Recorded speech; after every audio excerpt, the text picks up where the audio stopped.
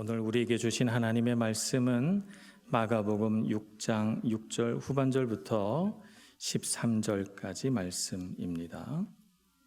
마가복음 6장 6절부터 13절까지 말씀 봉독하겠습니다.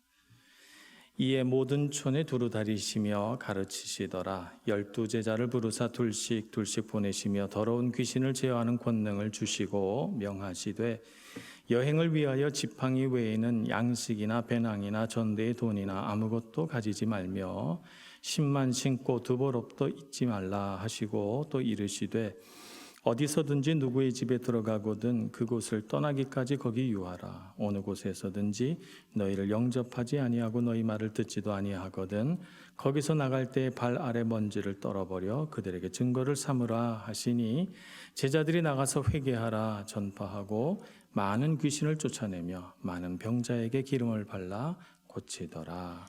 아멘. 오늘 말씀은 예수님께서 12제자들을 따로 세우시고 세상으로 그 12제자를 파송하시는 이야기입니다.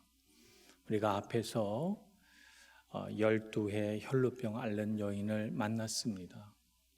또 그 여인을 만나고 나서 회당장 야이로의 딸 12살 먹은 소녀가 죽음을 맞게 되었던 이야기도 우리가 들었습니다.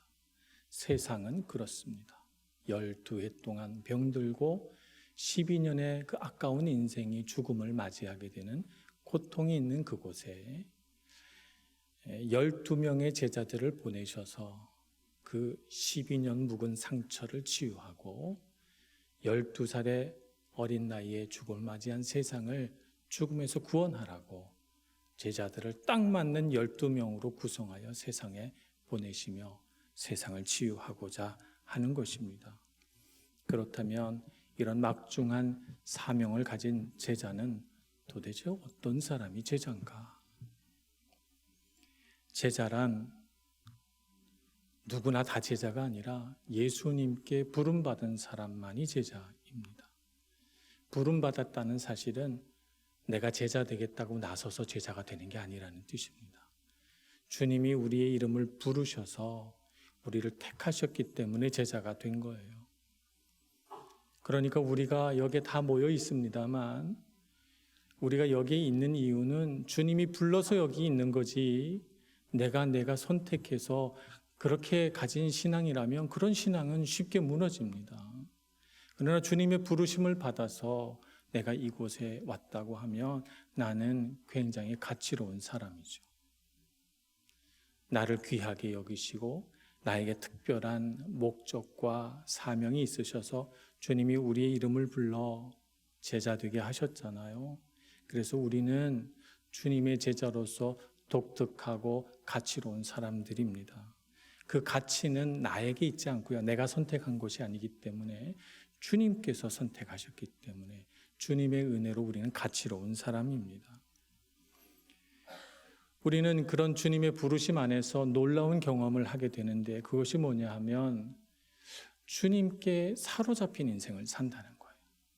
주님의 말씀을 듣고 그 말씀에 감동되고 주님의 성품을 우리가 느끼면서 주님의 성품을 담고자 하고 주님께서 하신 일들을 보면서 정말 주님은 하나님의 아들이시구나 이렇게 우리 마음에 믿음을 가지게 됩니다. 그래서 우리의 시선과 우리의 마음이 주님을 향하게 돼요. 주님께 사로잡히게 돼요. 그런 의미에서 제자라고 하는 사람은 아주 독특하고 능력이 많은 사람이다 이렇게 말할 수가 있겠죠. 근데 더 놀라운 것은요, 우리가 주님께 제자로 부르심 받으면 우리는 그 부르심 안에서 인생의 진짜 목적을 발견하게 됩니다. 내가 단순히 어떤 직업을 가지라고 이 세상에 태어난 존재가 아니고 내가 단순히 어디에서 살라고 그렇게 뭔가 내 인생에 먹고 사는 문제에 묶여서 살아가는 존재로 창조된 사람이 아니라 더 높고 가치로운 부르심을 따라서 내 인생이 창조되었음을 깨닫게 되는 것이죠. 그래서 인생의 참된 목적을 알게 되니까 그래서 우리 인생의 방향이 바뀌어요. 내 인생의 가치관이 바뀌고 내 인생을 바라보는 관점이 달라지고 그래서 인생의 방향이 달라지는 거예요.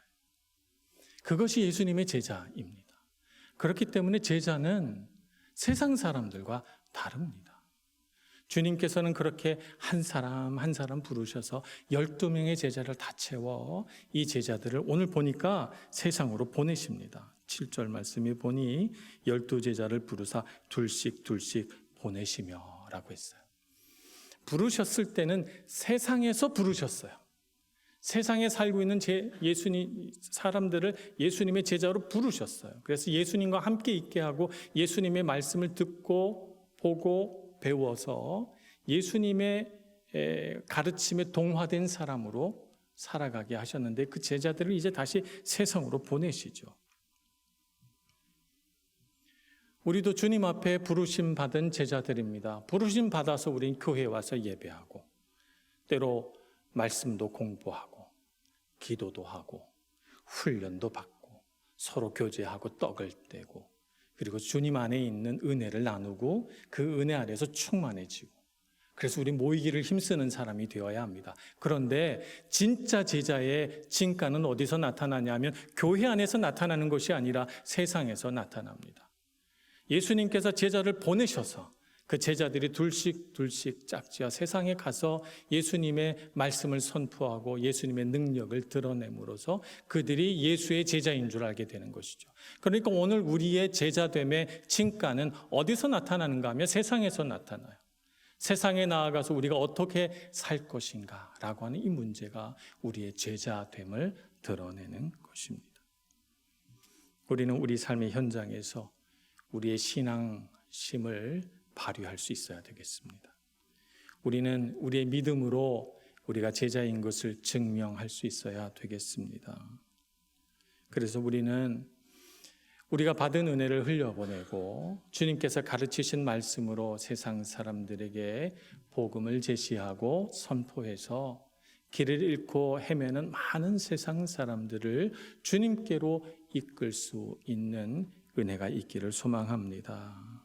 세상 사람들은 하나님의 나라가 어떤 나라인 줄 모릅니다. 사람이 만든 나라, 그 나라 안에서 부당하고 때로는 모순되고 또는 부조리하여도 새 사람이 만든 나라가 그렇지 생각하면서 그 안에서 인내하며 참을 수밖에 없어요. 그런데 완전한 나라, 하나님의 나라, 하나님의 주권이 다스리시는 그 나라를 우리가 소개함으로써 이 세상의 많은 사람들이 그렇구나. 천국이 바로 여기구나. 사람들이 소망을 가지고 살 수 있게끔 하는 것이죠. 그러니까 우리는 세상에 파견된 하나님의 대사입니다. 우리는 세상 속으로 들어가 그들의 말에 귀 기울이고 그들의 고통을 듣고 그들과 함께하며 그들에게 세상을 치유하고 회복시키는 주님의 능력을 흘려보내는 사람 되어야 되겠습니다. 그것이 바로 우리가 이 세상에서 해야 할 사명이고 우리 성도들이 감당해야 할 거룩한 직분인 것입니다. 오늘 예수님께서 제자들을 세상으로 파송하시면서 몇 가지 주의사항을 주십니다. 주의사항을 보니까 좀 우리의 상식을 깨는 그런 주의사항들을 주시거든요. 8절에 보면 여행을 위하여 지팡이 외에는 양식이나 배낭이나 전대의 돈이나 아무것도 가지지 말며 그거 했습니다. 또 9절에는 신만 신고 두벌옷도 입지 말라 하셨습니다.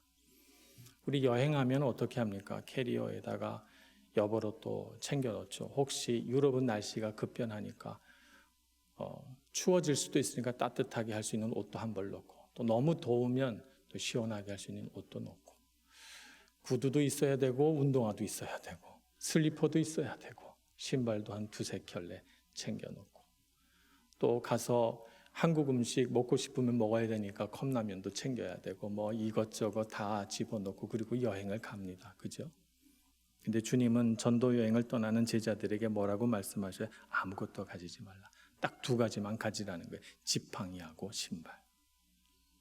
이 말씀을 무슨 뜻입니까? 주님께서 채우신다는 거예요. 말씀 들고 세상으로 나아가면 주님께서 채우신다. 그것을 경험하며 살라고 제자들에게 일부러 불완전한 상태로 출발하시게 하는 거예요.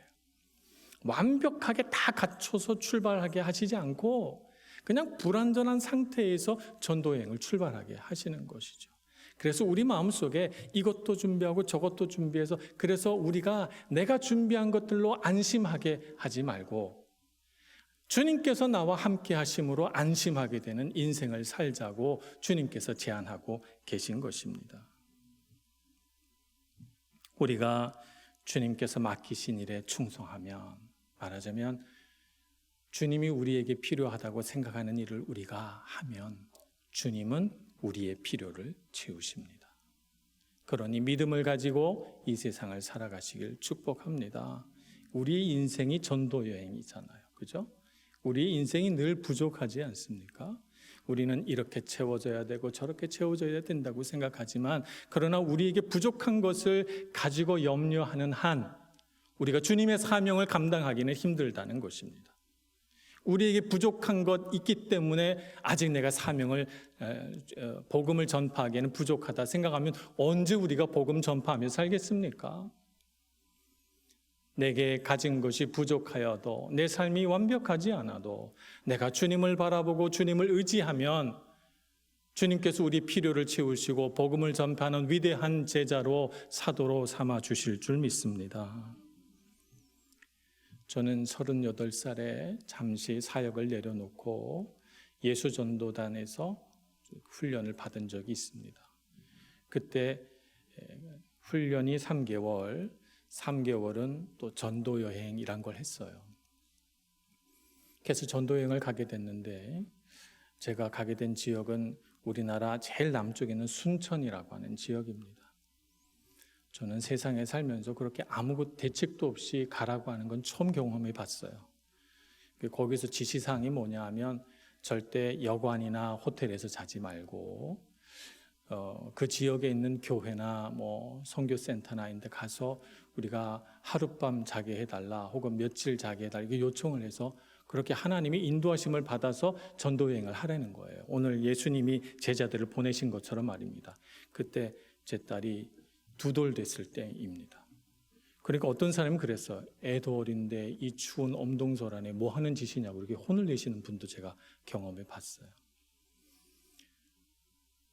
어떤 교회에 가서는 거절도 당하고, 또 신기하게도 저 교회는 절대 우리를 안 받아줄 것 같아 그랬는데 가면 또 우리를 받아주기도 하고, 때로는 밤 9시가 돼도 잘 곳을 찾지 못해서 기차역에서 다 모여서 선체로 막 부르짖어 기도하던 때도 생각이 납니다.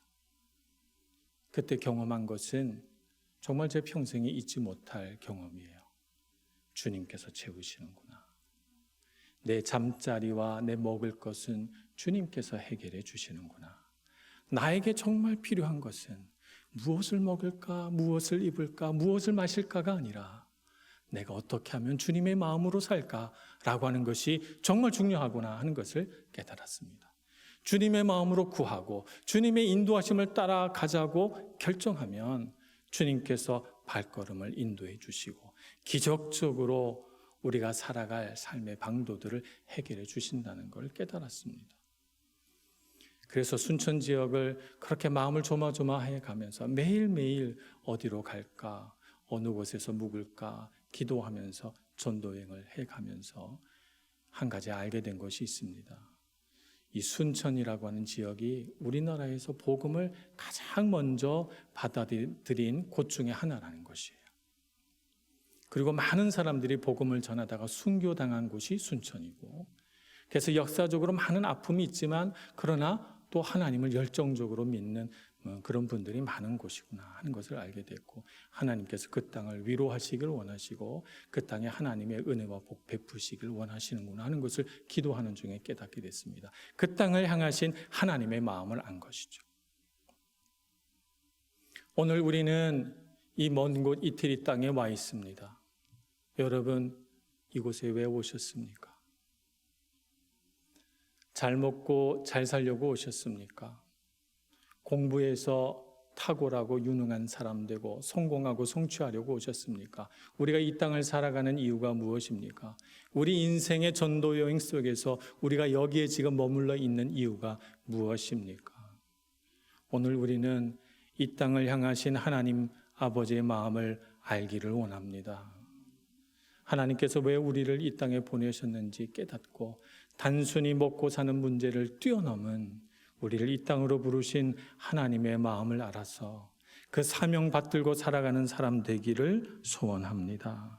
그러려면 내 문제를 가지고 연연하기보다는 주님께서 나에게 부르신 사명, 그 사명 붙들고 살아가는 것이 정말 중요합니다. 먼저 주님 말씀 앞에 순종하고 먼저 주님의 명령을 나의 삶의 최우선 순위로 놓고 주님께서 내게 부으시는 은혜를 따라 이 땅을 살아가면 내가 염려하고 걱정하는 모든 내 삶의 문제는 주님께서 채워주시리라 믿습니다. 주님 앞에 위탁되어 있는, 전적으로 위탁된 여러분의 삶이 되셔서 단순히 이 세상에 먹고 사는 문제에 매여 살지 않고 거룩하신 주님의 사명 붙들고 살아가는 여러분 모두가 되시길 축복합니다. 두 번째 우리가 생각해 볼 것은 예수님의 그 지시사항을 보니까 거절당할 수도 있다라고 말씀하고 계세요. 실제로 우리가 바로 앞에 6장 첫 부분에서 예수님이 고향에서 배척당하셨어요. 거절당하셨죠. 그러니까 우리에게 세상의 거절에도 실망하지 말라라고 말씀합니다. 복음을 전했을 때 복음을 듣고 받아들이는 사람도 있고요. 복음을 받아들이지 않는 사람도 있을 수 있습니다. 어떤 사람은 관심을 보일 수 있고 어떤 사람은 냉담할 수도 있죠. 예수님처럼 우리의 생각과 능력을 뛰어넘는 이런 분도 말씀 가지고 세상에 나아가서 그 권위 있으신 말씀으로 가르치고 능력을 보여주셔도 예수님 말씀 안 받아들이는 사람 있잖아요. 그죠? 거절당할 수 있습니다. 실망하지 말고 듣든지 듣지 않든지 복음을 전파하는 여러분들 되시기를 바랍니다. 때를 얻든지 얻지 못하든지 언제나 복음을 전파하며 거절을 당했다고 슬퍼하거나 낙심하거나 그래서 우리의 수고와 우리의 헌신이 아무 쓸모없다 이렇게 생각하지 마시고 우리가 해야 하는 일은 씨를 뿌리는 일임을 기억하며 살아가기를 소원합니다. 그래서 열심히 뿌리는 것이죠. 우리가 뿌린 씨앗이 어떻게 자라서 열매가 될지는 주님의 주권에 속한 일입니다. 우리가 받은 사명은 열심히 복음을 전파하여 세상에 한 사람이라도 더 복음을 듣게 하는 일일 것입니다. 그렇게 살아가는 삶 중에 우리가 한 가지 알아야 할 것은 우리에게 싸움이 있다는 것입니다. 예수님께서 7절 뒷부분에 보면 제자들에게 더러운 귀신을 제어하는 권능을 주십니다. 더러운 귀신을 제어하는 권능을 주셔서 13절에 보면 많은 귀신을 쫓아내며 많은 병자에게 기름을 발라 고치더라고 있습니다. 그러니까 복음을 전파하는 일에 분명히 거절도 있고 회방도 있다는 것이죠. 방해가 있다는 것입니다.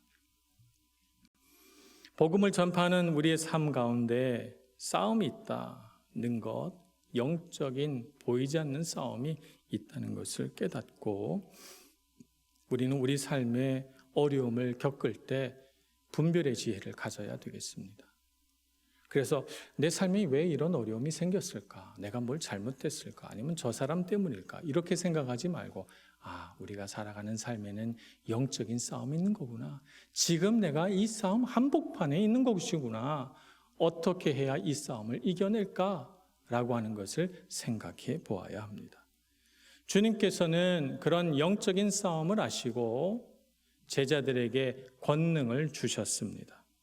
더러운 귀신을 제어하는 권능, 영적인 싸움을 승리할 수 있는 그런 힘을 제자들에게 주신 것이죠. 그러니까 우리는 이 세상을 살아갈 때 주님께 위임받은 권세가 있음을 알아야 합니다. 세상의 거절과 냉담에도 불구하고 들을 귀 있는 자는 들을 것이고 은혜를 받을 자들은 받을 것입니다.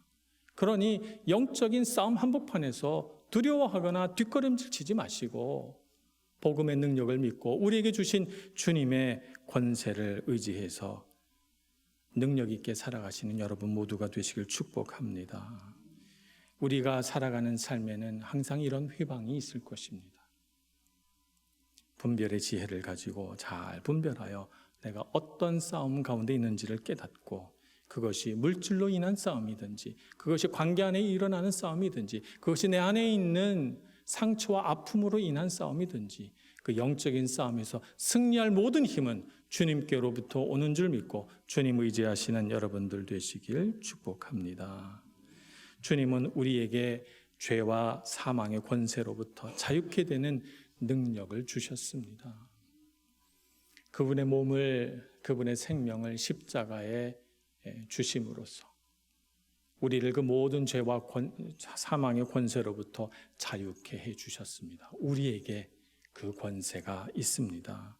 그 권세를 사용할 수 있는 저와 여러분 되기를 소원합니다. 그래서 여러분 오늘 말씀을 보면서 제자로서 내가 참 부르심 받은 사람이구나. 그런데 이 부르심 받은 제자가 세상으로 나아가서 세상과 담을 쌓고 사는 것이 아니라 세상 속으로 들어가서 세상 안에서 예수님의 제자로 살아야 되는 것이구나 하는 것을 깨닫습니다.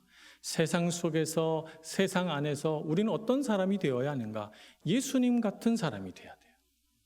오늘 제자들이 전도 여행한 것을 보니까 예수님이 한 것과 똑같습니다. 예수님도 여러 마을을 다니실 때 그저 지팡이 하나와 신발 이렇게 다니셨어요. 어디로 가든지 영접하는 사람에게 가셔서 그 집에서 유하시고 또 때가 돼서 떠날 때 되시면 또 떠나시고 하나님의 인도하심을 따라 복음을 전파하며 사셨거든요. 가는 곳마다 귀신을 내쫓으시고 병자를 고치시고 치유와 회복이 일어나는 역사가 예수님이 계신 곳에 일어났어요. 우리도 그렇게 살라는 것입니다. 우리도 예수님처럼 우리가 살고 있는 곳에서 치유와 회복의 역사가 일어나도록 작은 예수가 되어 예수님처럼 살라고 우리를 세상으로 보내셨습니다. 그러니 우리는 주님의 마음을 품고 작은 예수가 되기를 소원해야 되겠습니다. 물론 우리는 아주 부족하고 여전히 많은 부분에서 결핍이 있는 사람이지만 그러나 마음 하나는 예수님을 사모하는 마음 하나는 예수님과 닮아 있을 것입니다. 예수님처럼 예수님의 마음을 품고 살아가는 여러분들 되시길 축복합니다. 빌립보서 2장 5절에 이렇게 권면합니다. 너희 안에 이 마음을 품으라. 곧 그리스도 예수의 마음이니. 그 마음을 품고 살아가는 여러분 모두가 되시길 축복합니다. 기도하겠습니다. 자비하신 주님, 참으로 연약하고 준비도 되어 있지 않는 저희들을 부르셔서 주님의 말씀으로 무장시키시고 예수 그리스도를 사랑하는 뜨거운 심령으로 이 땅을 살아가게 하시니 감사합니다. 우리 안에 많은 결핍이 있어도 주님께서 다 채워주실 줄 믿고 우리 안에 무수한 싸움이 있어도 주님께서 주신 능력으로 다 이겨낼 줄 믿고 믿음으로 이 땅 살게 해주시고 우리를 향하신 주님의 거룩한 뜻이 온전히 이루어지는 저희들 모두가 되게 해 주시옵소서. 예수님의 이름으로 기도합니다. 아멘.